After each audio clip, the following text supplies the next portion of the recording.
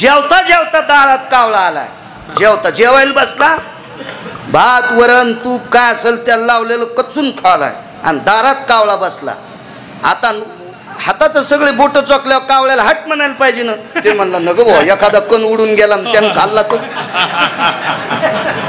हाताचा कण उडू उष्ट्या हाते नुसतं नुटोई कागा, म्हणजे उष्ट्या हातानं कावळ्याला सुद्धा उठीत नाहीत असे काही कावळे आहेत.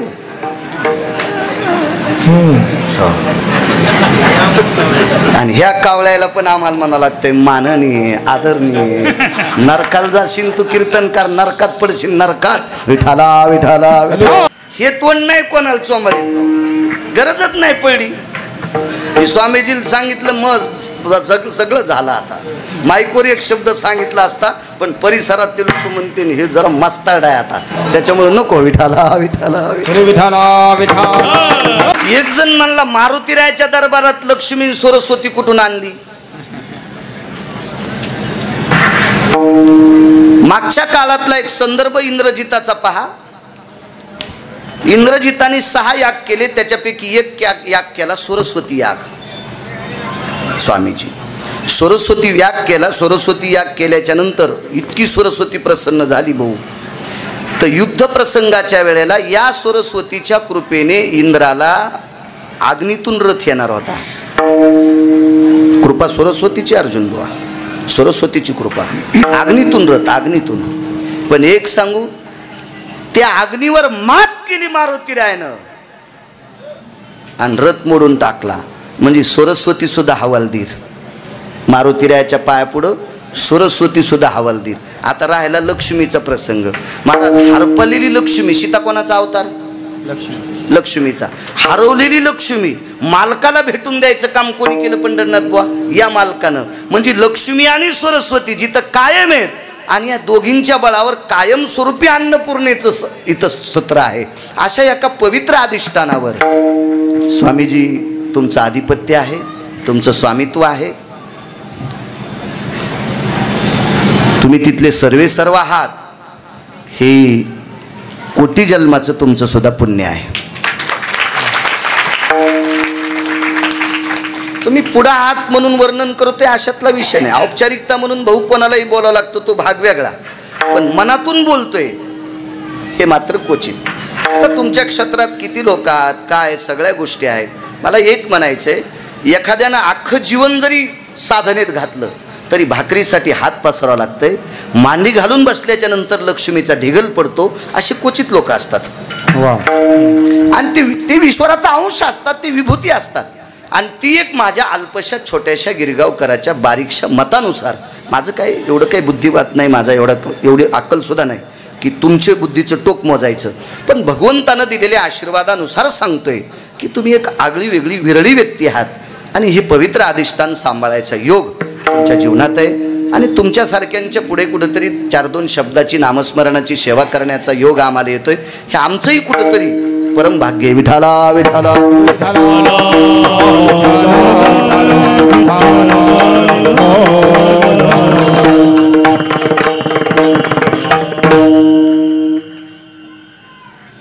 काम ज्यानं जिंकलं त्याला नर म्हणतात. आता अभंगावर येतो स्वामीजी. काम ज्यानं जिंकलाय का त्याला नर म्हणतात. इथं बसलेल्या सगळ्यांना सांगतोय, स्वामीजी सारखे कपडे घातल्यावरच काम जिंकत आहे तू, हे डोक्यातलं काढून टाका. हे तर आगळे वेगळे आहेत, हे पहिल्या वर्गात आहेत. आपण सुद्धा काम जिंकू शकतो.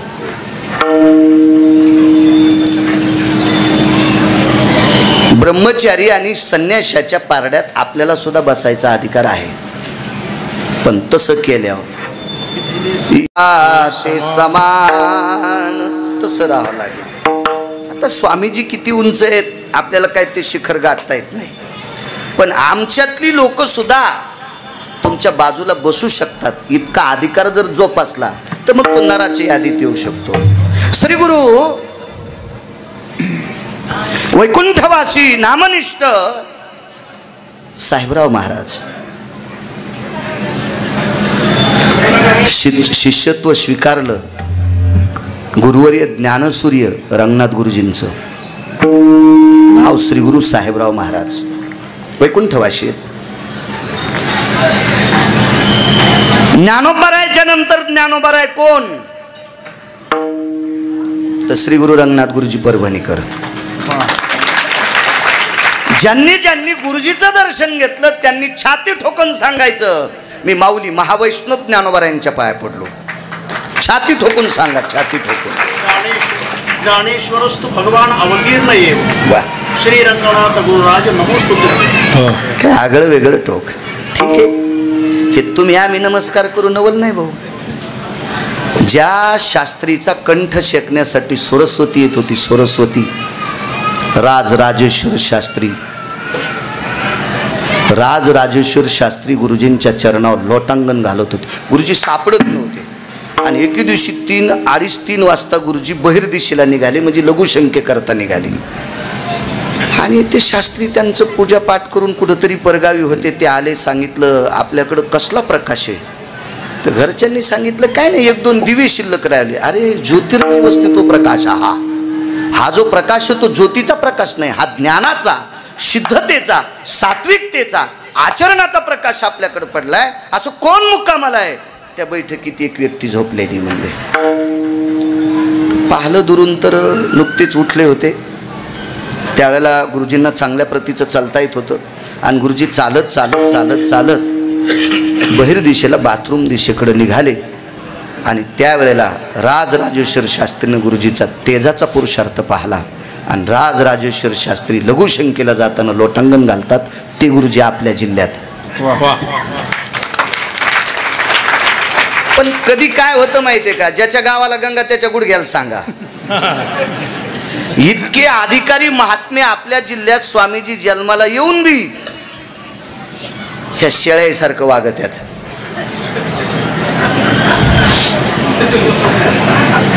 माझं मत आहे आपण फार मोठ्या तत्वातली लोक आहेत.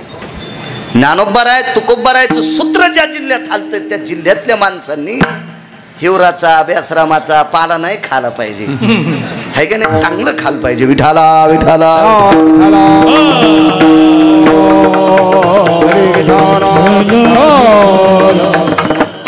श्री गुरु रंगनाथ गुरुजींचं शिष्यत्व पत्कारलं भाऊ. वैकुंठवासी साहेबराव महाराज. लग्न झालं, लग्न करण्याची इच्छा नव्हती पण लग्न झालं.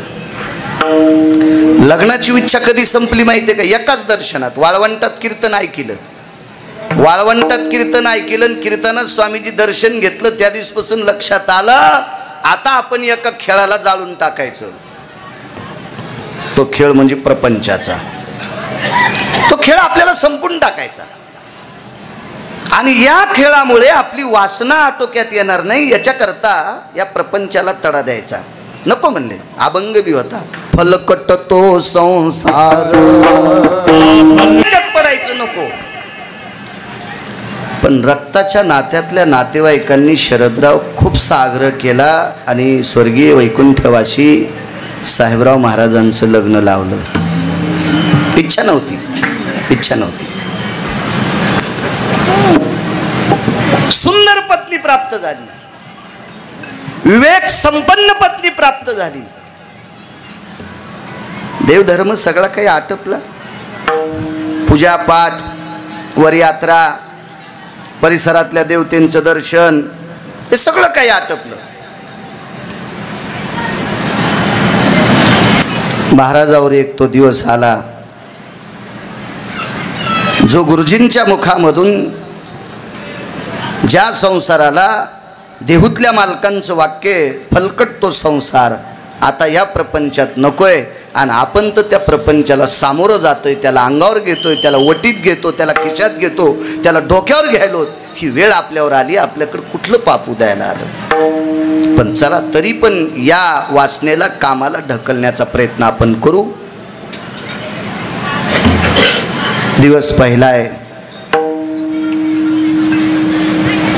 साहेबराव महाराजांची सासरवाडी जरा बऱ्यापैकी श्रीमंत होती त्या काळात.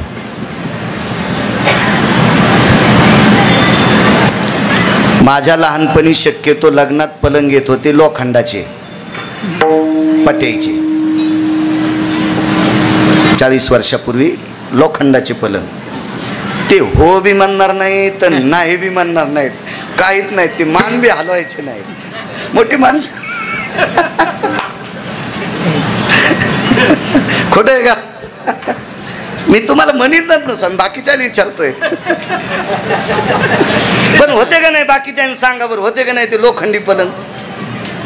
पण श्री गुरु साहेबराव महाराजांच्या सासऱ्याने त्या काळाला बरमाटी सागाचा मेज द्यालता, ज्याच्यावर 25 पोते जरी गव्हाचे टाकले भरून तरी त्याचे पाय मोडत नव्हते. कात्यो मेज होता. बापानं दिलेल्या त्या तलकपावर श्री गुरु स्वामींच्या आपलं साहेबराव महाराजांच्या धर्मपत्नी बसल्या. महाराजही तिथे आहेत. नर कोणाला म्हणायचं याच्यावर सांगते. आणि त्या घराला आतनं कडी लावल्या गेली.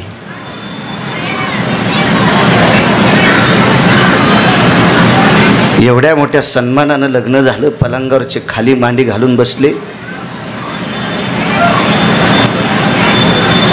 आणि पत्नीला एकच शब्द वापरला,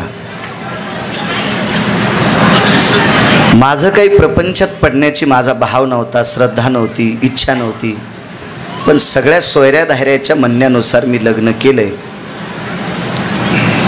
आरोतुर नाही बरं, आहो जाऊ.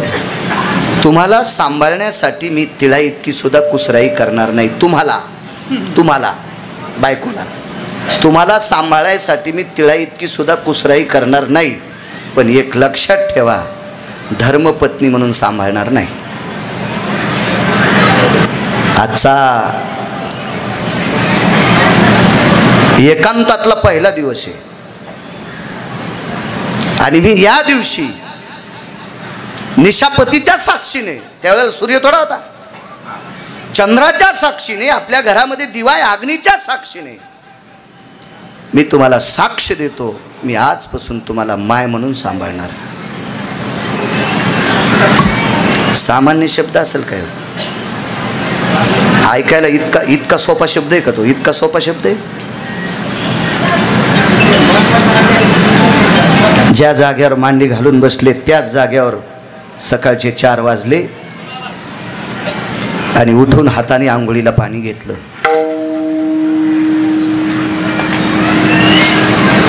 महाराज आईनं पाहिलं, साहेबराव जी, आतापर्यंत मी टाकीत होते पाणी, एखाद्या वेळेस मी आजूबाजूला गेले तर तुम्ही घेत होतात. आजपासून आंघोळीला पाणी तुम्ही घ्यायचं नाही. तुम्हाला आंघोळीला पाणी टाकण्याची व्यवस्था मी केली.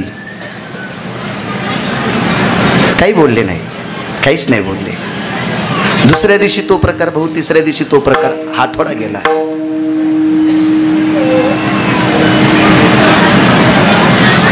साहेबराव मी टाकू का पाणी? आई मी फार नशीबवान आहे. मी आतापर्यंत आईला आरोतुर बोलायची बरं, तू टाकलेल्या पाण्यानं आंघोळ केली, पण मला विश्वाच्या मालकानं गुरुवरे रंगनाथ गुरुजीच्या कृपेने दुसरी एक माय सापडली आणि पाणी टाकण्यासाठी ती माय सबळ आहे. म्हणजे ही आई वयस्कर झालेली होती आणि बायकोला माय म्हणले, ती शक्तिशाली आहे. माझ्या त्या आई त्यांच्या मनात येईल त्या दिवसपासून त्या पाणी टाकत्याल. नर कोणाला म्हणायचं. 12 वर्ष क्रिया चालत राहिली. 12व्या-13व्या वर्षी श्री गुरु साहेबराव महाराजांचे सासरे वारले. निरोप आला, बैलगाडी आली आणि मुलीला नेण्यासाठी निरोपच आला ना, तुझे बाबा वारले, चला तुम्ही. आवाज दिला, मी जाऊ का?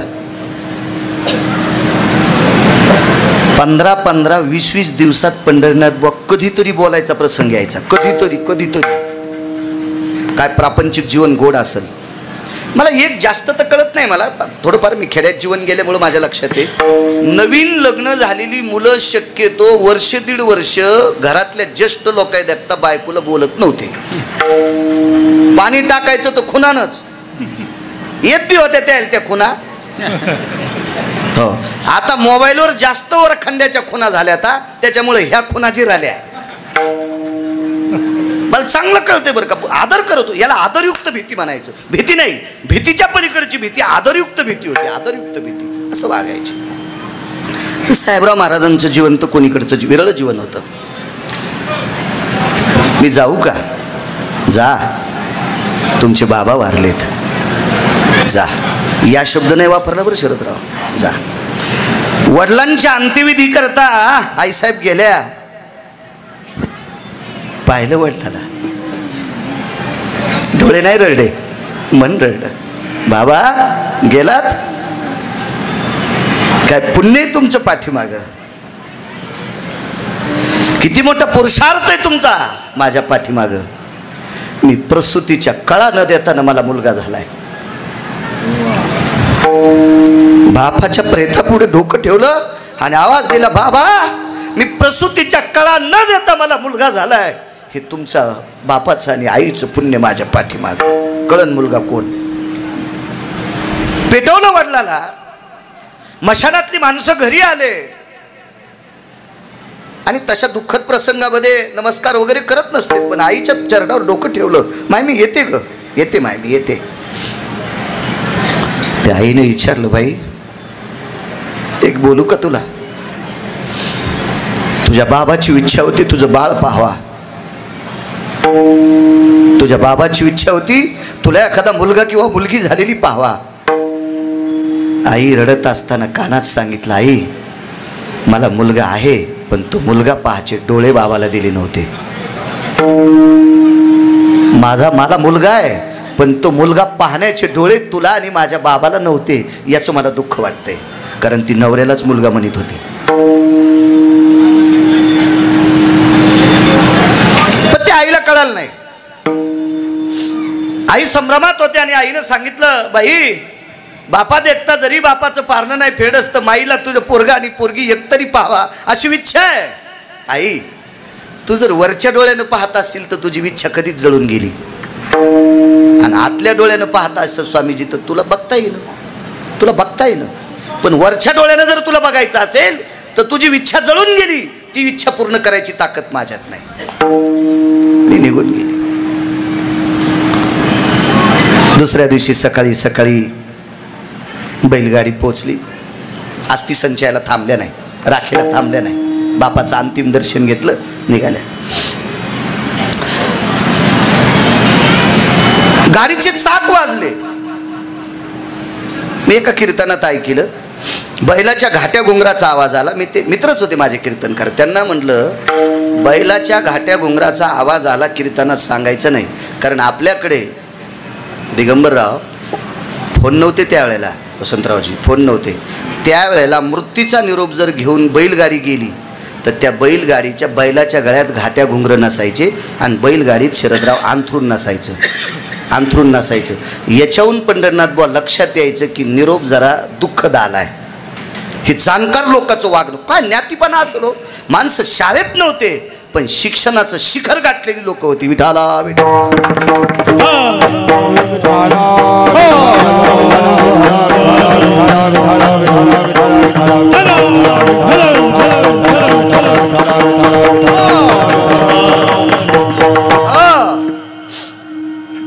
बैलगाडीचं ते काही एखाद्या दगडावरून चाकादळ असं खटकन वाजलं, घरातनं बाहेर आले तर लक्षात आलं, अरे वडील गेले पण आईसाहेब थांबल्या नाही. आणि 13 वर्षाच्या नंतर तोंडातून एक शब्द पडला, माय आलात? माय तुमचे बाबा वारलेत तरी आलात? तुळशीच्या वृंदावनापासून भाऊबाईच्या तोंडातून एक शब्द पडला, माय लेकराला उपाशी ठेवून बापापाशी कौरक बसन. माय लेकराला उपाशी ठेवून बापापाशी कौरक बसन. त्यावेळेला देवघरात जाऊन साहेबराव महाराज रडत होते, देवा काय काय संबंध घडवलास रे, काय जीवन घडवलंस, काय अधिकार घडवलास. दृष्टांत संपला. महाराज नवऱ्यानी पत्नीला माय म्हणावं आणि जीवनभर मरेपर्यंत त्या बाईनं नवऱ्याला मुलगा म्हणावा, मुलगा म्हणावा. तर एके दिवशी साहेबराव महाराजांनी स्वामीजी एक प्रश्न केला, माय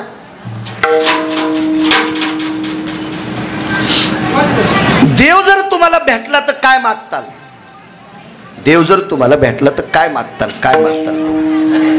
तर आईसाहेबांना सांगितलं, कुंकू मागायची गरज नाही, कारण जन्मताच मी दुर्गा आहे, जन्मताच मी देवी आहे, जन्मताच मी आदिशक्ती आहे, आणि आदिशक्तीचं कुंकू कोण पुशील? म्हणून मला विटेवरचा बाप जरी भेटला तर त्याला कुंकू मागणार नाही, एकच मागेल, लेकराच्या आधी मला घाल, लेकराच्या आधी मला घाल. आपल्या जीवनामध्ये सौभाग्यवती स्त्रीला जर देव भेटला तर आपल्या महाराष्ट्रातली पवित्र स्त्री देवाला एकच म्हणेल, माझ्या मालकाला मागे राहू दे आणि मला पुढे घाल. इतकी पवित्र स्त्री आपल्या महाराष्ट्रातली. एक लक्षात असू द्या, मी कधी कधी वैचारिक पातळी सांभाळण्यासाठी बायकांवर बॉम्ब टाकतो. बायकांना तशी कीर्तनं माझी आवडतातच, त्याबद्दल विषय नाही, पण त्याचं कारण सांगतो. माझा स्वार्थ काय? स्वामीजी या देशाची ओळख या देशाची स्त्री आहे. या देशाची ओळख या देशाची स्त्री आहे. शरदराव, तुम्ही ज्या क्षेत्रात काम करता ना, त्या क्षेत्रात तुम्ही आधिपत्य कमवलं, शिखर गाठलं, पण एक लक्षात असू द्या, त्या क्षेत्रात शिखर गाठणारा बाळ ज्या माईनं 9 महिने पोटात ठेवला, ती माय किती अधिकारी असेल कल्पना करा. तिचे काही उपकार जाणावं लागतील का नाही? हजारो विद्यार्थी तुम्ही निर्माण केले, तुम्हाला ज्या आईनं पोटात सांभाळलं तिचा काय पुरुषार्थ?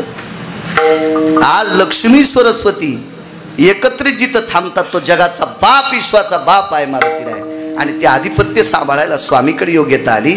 महाराज, या स्वामीजींना ज्या आईनं पोटात सांभाळले ती आई किती दर्जेदार असेल, काय नाविन्य असेल त्या आईचं. म्हणून या देशाची ओळख या देशातला पुरुष म्हणून नाही, स्वामीजी माफ करा, या देशाची ओळख या देशाचा साधू म्हणून बी नाही, या देशाची ओळख या देशाची पतिव्रता म्हणून. कारण साधू त्यावेळेला साधू होतोय, त्या आईची कुस तितकी पवित्र असली पाहिजे. जी आईची कुस पवित्र आहे, तिच्या पोटी जन्माला येणारा अपत्य साधू होत असते, तिच्या पोटी जन्माला येणारा पुत्र अर्जुनबुवा शूर होत असतोय. मग अगोदर ओळख जर कोणाची असेल ते देशाची स्त्री आहे. विचारलं मालकाने, आई तुम्हाला जर आधा कदा देव भेटला तर तुम्ही त्याला काय मागताल? आणि दुसरा एक प्रश्न केला, तुमच्या आई वडिलांनी सोयऱ्या धाऱ्याने माझ्याशी तुमचं लग्न लावलं, नरपदवी कशी प्राप्त होती बघा. तुमच्या आई वडिलांनी सोयऱ्या धाऱ्याने माझ्याशी लग्न लावलं, पण मी तुम्हाला तुमच्याशी पाणी ग्रहण करून तुम्हाला आई म्हणतो, तुमच्या कामनेच्या बाबतीतलं मला उत्तर ऐकायचंय. कामनेच्या बाबतीत म्हणजे वासनेच्या बाबतीत उत्तर ऐकायचंय. स्वामीजी उत्तर काय दिलं? ऐका ना म्हणे, तुमचा आणि माझा संसार एखाद्या योनीत, पशुच्या योनीत सुद्धा होईल. तुमचा आणि माझा प्रपंच पशुच्या योनीत होईल. आधा कदा एखाद्या वेळेस तुम्ही वृषभ होताल, मी गाय होईल. तुम्ही आशु होताल, मी आशु होईल. तुम्ही राजहंस होताल, मी राजहंसिनी होईल. पण मी जर इथं कामाचं बिरडं फोडलं तर गुरुजीची सेवा करण्याचा योग पुन्हा येणार नाही. तो आताच येईल. महाराज, ज्या व्यक्तीनं पाणी ग्रहण केलं, पत्नीला माय म्हणा भाऊ, ती जर स्त्री इतकी अधिकारी असेल तर साहेबराव महाराज किती अधिकारी असतील? 12-13 प्रश्न, त्याच्यातला दुसरा मांडतो. देव जर तुम्हाला भेटला तर काय मागताल? एकच मागेल, बाळाच्या अगोदर माईला घाल, लेकराच्या अगोदर माईचा शेवट कर, लेकराच्या हातानं माईचं व्हावा. काय वाटलं असेल हो स्वामीजीला, काय वाटलं असेल साहेबराव महाराजांना? श्री गुरु रंगनाथ गुरुजींचे पट्ट शिष्य होते. एकच कीर्तन वाळवंटात ऐकलं तर इतका मोठा पुरुषार्थ काम जिंकण्याचा. म्हणून मालक या व्यक्तीला नर नावाची पदवी देतात. तोची नर जन्मला जगी. अस्तित्व तसं शिल्लक राहत नसतं. अस्तित्व कर्तव्याचं असतं. कर्तव्याचं अस्तित्व असतं. एक लक्षात घ्या, आपल्याकडे भरपूर 33 कोटी देवता सांगितल्या. ह्या 33 कोटी देवतेपैकी शरदराव आपण प्रचंड मंदिरं पाहतो, शिवजीची मंदिरं पाहतो, विठ्ठल रुक्मिणी आईसाहेबाची मंदिरं पाहतो, जगदंबेचे मंदिरं पाहतो, गणेशाचे मंदिरं पाहतो, अजून काही बाकीच्या पुन्हा काही प्रचलित देवता असतील त्या देवतेंची आपण मंदिरं पाहतो भाऊ. पण मारुतीला इतकी मंदिरं इतकी कोणाची आहेत का जगात?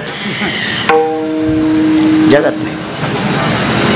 मारुतीरायाची स्वामीजी मंदिरं भरपूर असतील, हा भाग सोडून द्या, हा भाग सोडून द्या.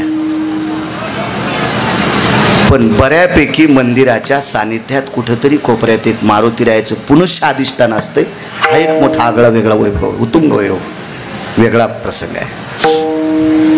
आता मारुतीराय नराच्या यादीत ते किती असतील ते आपल्याला दळता येत नाही. पण यांच्या पायावर पाय ठेवून वागणारी माणसं, प्रपंचात पडलेला माणूस नरपदवी बहाल घेऊन जातो, हे मोठं अलौकिक काम आहे.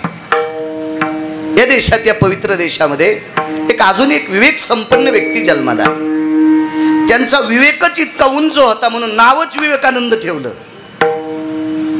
महाराज विवेक जिथं आनंदी होत होता, जिथं विवेकाला आनंद वाटायचा, असा ज्याच्याकडे विवेक आहे, म्हणून शरदराव त्यांचं नाव ठेवलं विवेकानंद. महाराज धर्मावर फार मोठी गोड पकड आणि स्वामित्व होतं म्हणून नाव ठेवलं भाऊ स्वामी विवेकानंद. स्वामी विवेकानंद नाव ठेवलं.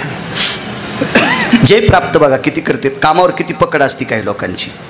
नाही तर फुरफुले आईशे जिने, अगं आजेची आज सुता केने.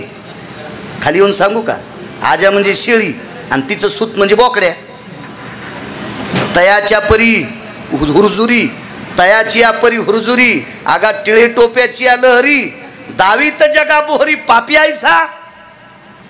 अंतकरणात बोकड्यापेक्षा काम जास्त घुसला आणि लोकायला टिळे टोपीन गंध माळा दाखतो. हरामखोरे, तुला लोक मसुबाला कापतील. विठाला विठाला विठाला,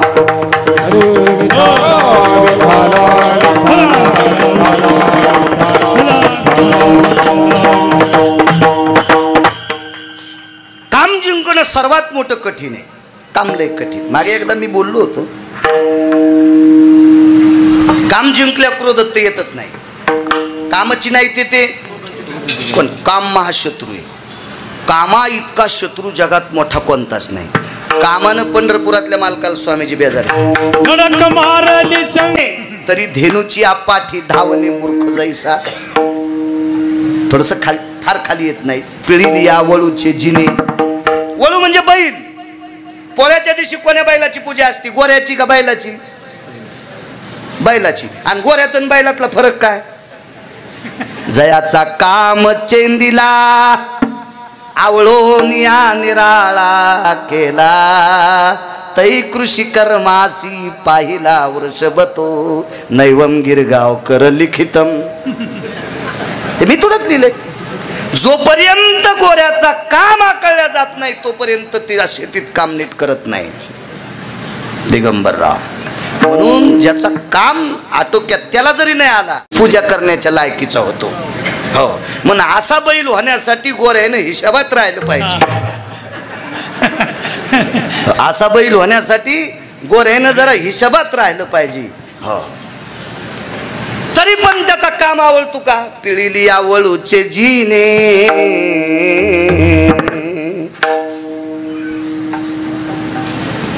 वैकुंठवासी साहेबराव महाराज सोनोटीकर सांगायचे, तुम्ही ऐकले असतील कीर्तन खूप. वैकुंठवासी साहेबराव महाराज सोनोटीकर आणि माथारबुवा खणेपूरकर. हा, इस्तूच इस्तूच इस्तू. आता चोंबाळे लोक शरदरावला आनंद वाटावा म्हणून त्याच्यासाठी कीर्तन करायचं. कीर्तनकाराला नरकाला जावं लागल. कीर्तनकाराने आपल्या भाषेवरचं प्रभुत्व शरदराव कधीच मागे याचं नाही. ठीक आहे, एखाद्या वेळेस 4-2 हजार पाकिटात कमी येतील. पाकिट द्यायचं का फुकून द्यायचंय का नेलेलं जाताना दवाखान्यात घालायचंय हे वरचन ठरिले. त्याच्यामुळे आमच्या लोकांना शिल्लक इचकायचं नाही. आप्पा विठाला विठाला विठाला.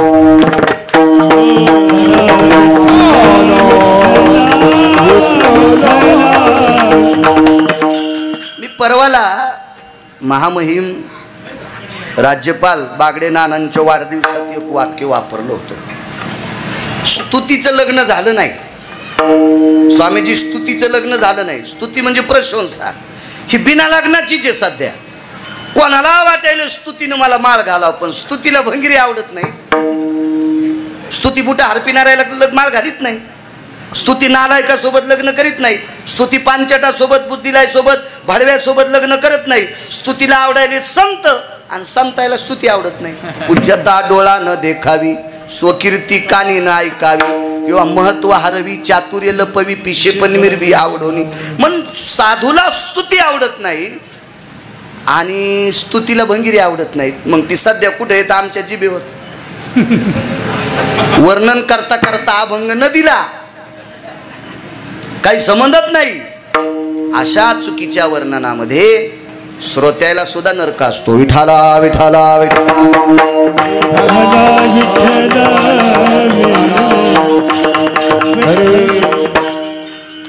बैलाच्या बाबतीत तुम्हाला वर्णन केलंय, पिळीली आवळूचे जिने. तर कामाच्या बाबतीत या पृथ्वीवर पुराणातल्या 14 लोकांना काम तृप्त करण्याची लायकी नव्हती. त्याच्यापैकी एक दुर्योधन आहे. 13 जाऊ द्या, घरी गेल्यावर बघा सगळ्या गोळ्या एकट्या घेतल्यावर रिॲक्शन येत असते. पुराणातले सांगतोय, पुराणातले 14, त्याच्यापैकी एक दुर्योधन. लग्न झालं भानुमती सोबत. काय अधिकारी स्त्री होती महाराज. महाराज भानुमतीला दुर्वास भेटावे. भानुमतीला त्या काळातले शकड्यानं साधू भेटले. किती आशीर्वाद असेल. पण स्वामीजी एका साधूने तिला स्नेह दिलं. स्नेह म्हणजे तेलाची वाटी.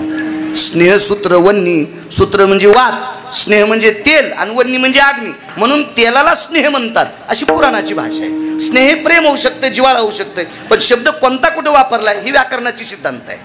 स्नेहाची वाटी दिली आणि तेलाची वाटी दिल्याच्या नंतर सांगितलं, माय हे तेल तुझ्या पती परमेश्वराच्या अंगाला मर्दन कर. आणि तिनं सांगितलं, स्वामी आपल्या अंगाला हे मर्दन करायचं, पण ते जरा बिनाकली होतं. कारण ते मूर्खाच्या ट्युशनमध्ये बसत होतं. ते चांगल्याच्या वर्गात कधीच बसलं नाही दुर्योधन. तसा दुर्योधन मुळात वाईटच नव्हता. दुर्योधनाला मित्र भानगडी होते म्हणून दुर्योधनाचं वाजलं. संगत किती कोणाची त्यासारखं माणूस वागत असतं, कधी लक्षात ठेवा. अजून लक्षात ठेवा, एखाद्या बचर बचर बोलणाऱ्याच्या सानिध्यात माणूस राहिला की ते घरी पण तसंच बचबच बचबच बोलत. मग घरचे मध्ये तुला काय वळण लागलं रे? हा त्याचा गुरुच येत घळे. एक स्वभाव पडत असतो माणसाला, स्वभाव. दुर्योधन हा मुळात वाईट नव्हता, संगतीचा दोष दुर्योधनाचा. आणि दुर्योधनानं ते तेल मर्दन करून दिलं नाही. वाटी झटकली. ती वाटी जशी झटकिली तशी खाली सांडली, आणि सांडल्याबरोबर ती वाटी शेषाच्या डोक्यावर पडली. एका माणसाचा सिद्धांत आहे. दुर्योधनाला आपत्ती झाली.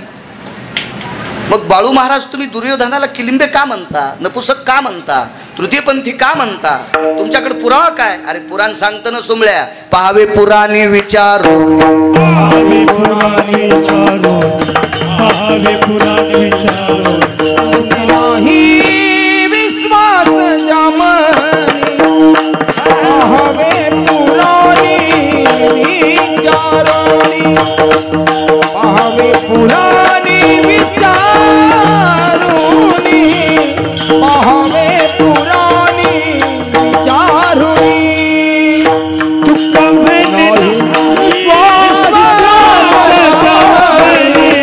पाहावे पुराणी विचारो,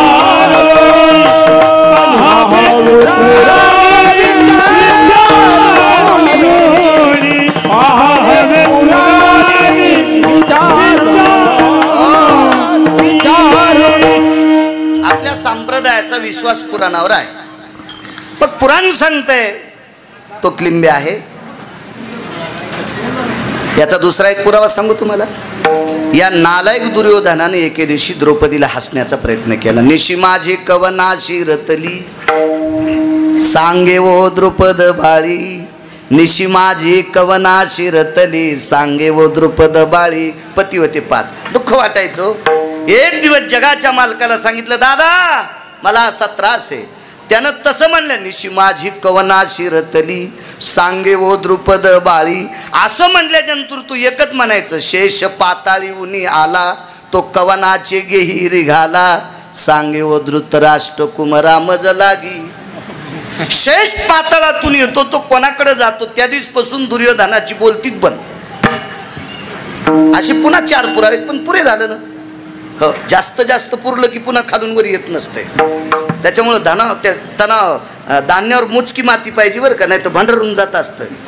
असे शहाणीबाई सरकी लावताना जिनं काठ लावली का रे घाट्याच्या, बरोबर आहे बाप्पा, पाऊस जास्त जरी आला तर गाळ खाली जातून सरकी मस्त निघती. आणि मग अशीच वैतागलेली खाली टाकायली, खापलीन सरकी. असत ना दिगंबर. हो, शहाणीबाई शहा. त्याच्यामुळे जास्त खोल नको, बस झाले 2 पुरावे.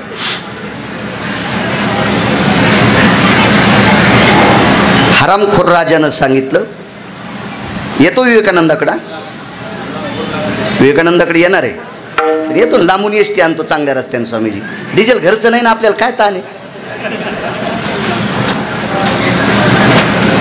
गांधार देशाचा राजा हलकट होता, त्याचं नाव आहे शकुनी. शकुनीला त्याचा बदला घ्यायचा होता. खरं तर शकुनीला पांडवाला मारायचंच नव्हतं, त्याला सख्य भाषे मारायचे होते, कारण या दुर्योधनाने त्याचे 4 मारले होते. आणि म्हणून शकुनीनं दुर्योधनाला सांगितलं, आता केस धरून ओढीत आणली तरी पांडवायला काही वाटेना. वस्त्रहरण करत असताना कोण हिच्या पाठीमागे लागलाय, हिला कोण मदत करतोय ते काय मला कळना. पण आता एक पर्याय, तू केस धरून ओढीत आणायची, स्वतःच्या मांडीवर बसवायची. असा शब्द सांगत असताना धर्म ऐकायलेत, भीम ऐकायलेत, नकुल ऐकायलेत, सहदेव ऐकायलेत, अर्जुन ऐकायलेत. पण द्रौपदीनं हा शब्द ज्या वेळेला पुढच्या व्यक्तीच्या त्या शकुनीच्या तोंडातून ऐकला, तिला असं दुःख वाटलं, मी दिराच्या मांडीवर कशी बसू. चंद्रसूर्य तोपर्यंत मला किंमत राहील का. पण अर्जुनानं खुणवलं, यथा अर्थहीनो शिजायते हा. कारण पुरुषार्थाचा अर्थ त्याला कधीच देवानं दिला नाही, पुरुषार्थाचा अर्थ त्याला कधीच दिला नाही. त्या अर्थी ती एखाद्या परस्त्रीला मांडीवर बसवायचा भाव त्याच्या अंतकरणात नाही. तू काही ताण घेऊ नकोस. तरी पण नालायक, पिळिली आवळूचे जिने.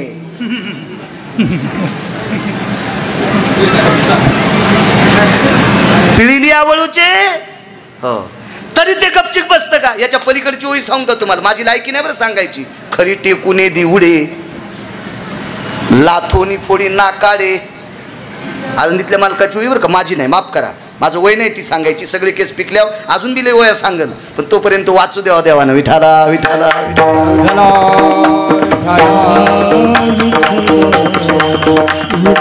अगा गर्धवाची या कामा, हे घ्राण मेवचिया विस्तुतपणा, आगाननाचिया पुटीपाना शुद्ध वाये, तरी मूर्खाचिया लाघवे, कामाट पीत न जाय, फोडोनी आभास पाय बोंब ठोकी. जाबाली सांगतात तरी ते गाढव मूर्ख, इतका कामी चित्र आहे. आणि मला सांगा, कामाची तृप्तता होती म्हणून थुत्तर फोडून घेतलंय.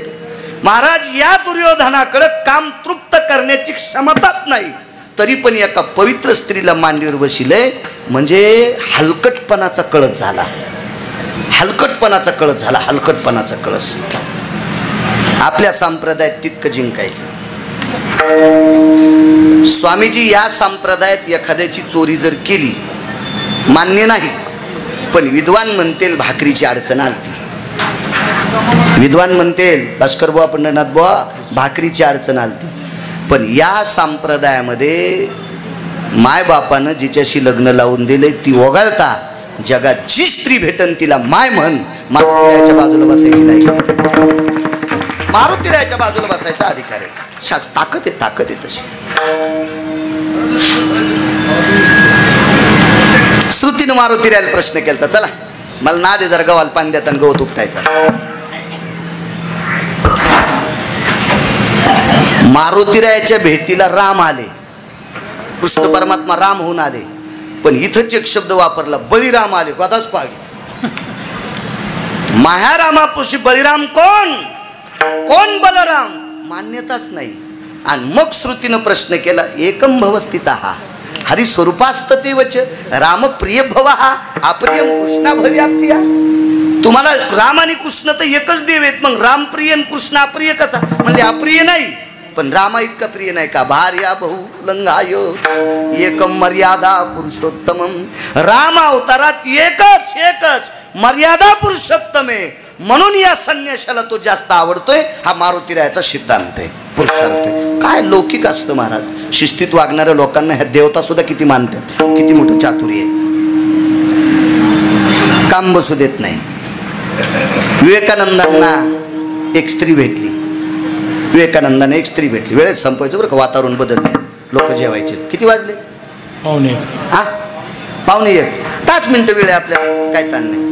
मला घडी नाही पाहिली तरी सांगते. मेमरी कार्ड चांगलं आहे ना, मस्त चांगलं मेमरी कार्ड आहे, त्याच्यामुळे काही ताण येत नाही, लगेच कळतं ते. विवेकानंदांना एक स्त्री भेटली. किती श्रीमंत होती ती इतिहासकारांनी सांगावं, किती सुंदर होती ती इतिहासकारांनी सांगावं. आणि विवेकानंदांना बोलण्याचा योग तिच्या जीवनात आला नाही. कारण विवेकानंदांच्या जवळ स्त्रीनं कसं शक्य, मला सांगावर तुम्ही. एक पत्र लिहिलं आणि ते पत्र सानिध्यातल्या व्यक्तीने विवेकानंदांकडे दिलं. मला तुमच्याशी पाणीग्रहण करण्याची इच्छा आहे. नर नर नर नावाचा पुरुष आहे. पाणीग्रहण करण्याची इच्छा आहे. विवेकानंदांनी त्या व्यक्तीला सांगितलं, कोण अशी माऊली आहे?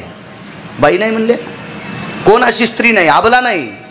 कोण अशी माऊली आहे की ज्या माऊलीला माझ्यातलं काय बरं वाटलं, माझ्यातलं काय बरं वाटलं की जेणेकरून तिनं माझ्याशी पाणीग्रहण करावं, असं मला पत्र पाठवलं. मला ते कळावं. पत्र वापस, दुसरं पत्र आलं. आपल्याकडे विवेकाचं टोक आहे, वैचारिक पातळीची स्थिरता आहे, धर्मनिरपेक्षता आहे आणि देशावरचं अतूट प्रेम आहे. अशी बरेच काही उत्तर होती बरं का स्वामीची, खूपशी उत्तर होती. आणि ते तुमच्यात आहेत. म्हणून मला असं वाटतंय तुमच्यासारखा परिपूर्ण पती मी त्याच्याशी लग्न करावं. पुन्हा पत्र वापस. त्या पत्रावर लिहिलं, माझ्यासोबतच का यावं धरानाम देशाया,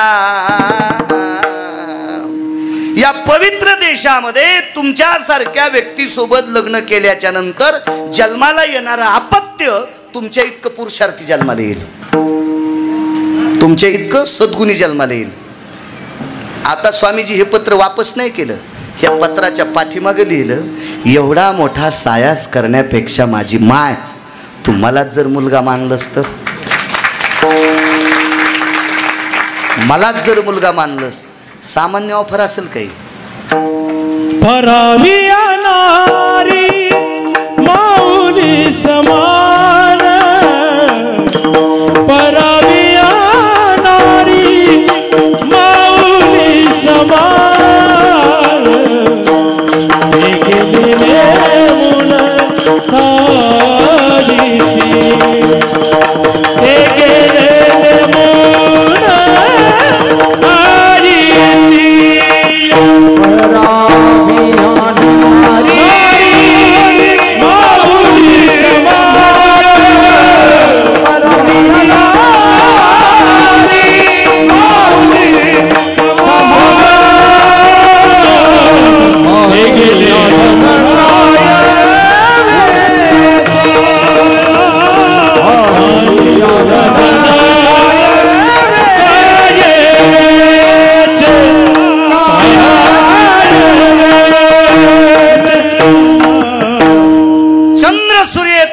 ते नाव जिवंत. काम क्रोध नाही अंगी, तोची नर जन्मला.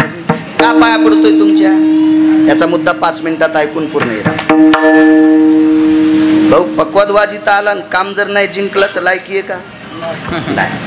वाद चांगलं गाता आलं, काम नाही जिंकलं तर लायकी आहे का? एखादी क्लिप जर व्हायरल झाली, कीर्तन चांगलं करता आलं, काम नाही जिंकत आलात, पाय पडायची लायकी. तुमच्या गोळ्या संपल्यात, तुमच्या गोळ्या संपल्यात. मला एक जण म्हणलाय, महाराज आहेत. मी म्हणलं, तू पाया पड, डोसक्याव घे, त्याचे बुट धुई, नाही तर त्याच्या बुटाचीच भाजी करून काय. पण मी नाही त्याच्या पाया पडत, ते लय मोठे आहेत. मी म्हणलं, केवढा मोठा असू दे, तरी पठ्ठ्या त्या व्यक्तीच्या पाया पडणार ज्याला एकही अभंग पाठ नसू द्या, ज्याचं आचरण शुद्ध आहे त्याच्या पाया पडणार. अभ्यासू खूप लोक आहेत, अभ्यासाचा काय विषय नसतो. महाराज संभाजीनगरला युम पठाण नावाची मुस्लिम व्यक्ती होऊन गेली आहे, प्रचंड ज्ञानेश्वरीचा अभ्यास आहे, जातीनं मुसलमान माणूस यशवंतराव, तरी पण प्रचंड. एपीजे अब्दुल कलामांना गीता पाठ होती. काही नाही, हा पवित्र इतका धर्म गोड आहे की या धर्माचं अनुकरण करणारी जगात खूपशी लोक आहेत. याच्या पलीकडे सांगायचं का तुम्हाला, इथे आपल्या परभणी जिल्ह्यातला एक फकीर त्यानं मृत्यूपत्र लिहिलं, फार जुना काळ आहे. आपल्या परभणी जिल्ह्यातल्या एका फकीराने, फकीर म्हणण्यापेक्षा तो मुस्लिम धर्माचा गुरु आहे, त्याने एक मृत्यूपत्र लिहिलं आणि त्यानं सांगितलं, भाऊ माझी समाधी या रस्त्यात करा, या रस्त्यात करा. तर स्थापिक लोकांनी विचारलं, आपण मुसलमान आहात, तुमचं कब्रस्तानमध्ये तुमची समाधी असावं, तुमचं ते कबर वगैरे असावी, ह्या रस्त्यात का? या रस्त्यानं श्री गुरु ठाकूरबुवाची दिंडी जाती.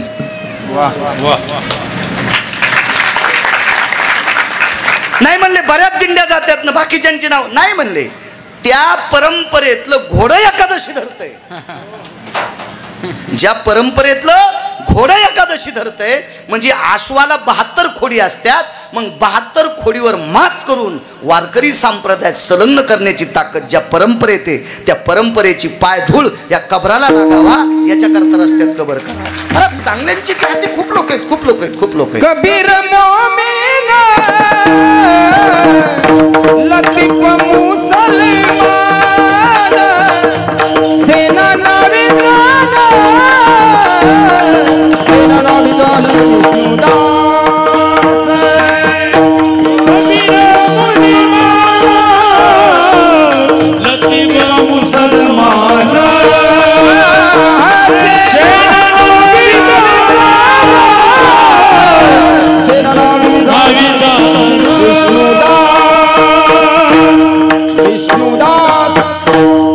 म्हणून पाणी पिना छान के गुरु करना पछान के.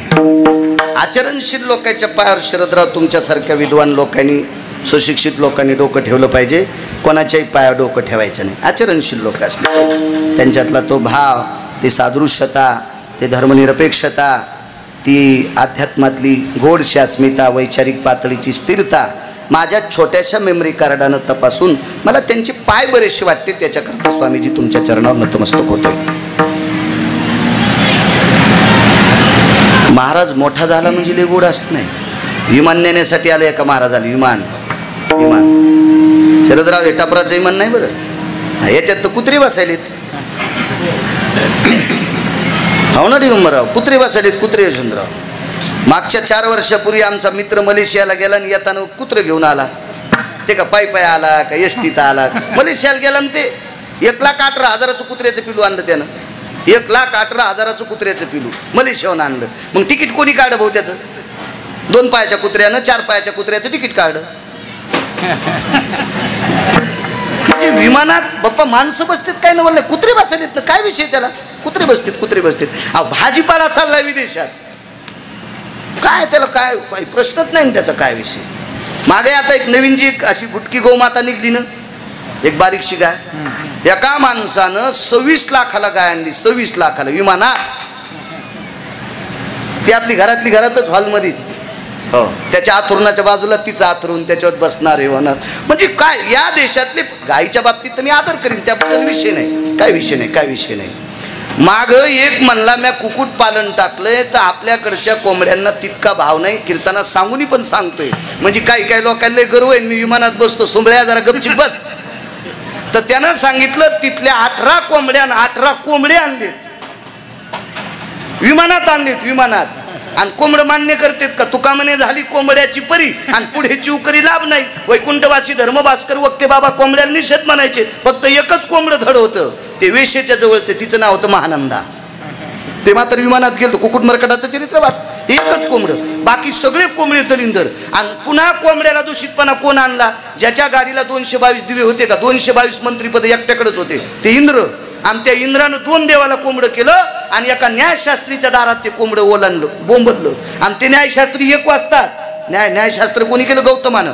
आणि ते 1 वाजता गंगेला आंघोळीला केले आणि विश्वातली 222 स्त्रियापैकी 1 नंबरची सुंदर आईल्या तिच्याचं हरण केलं, चूक केली म्हणून कोंबड्याचं नाव तिथंही बदनाम झालं. विठाला विठाला विठाला.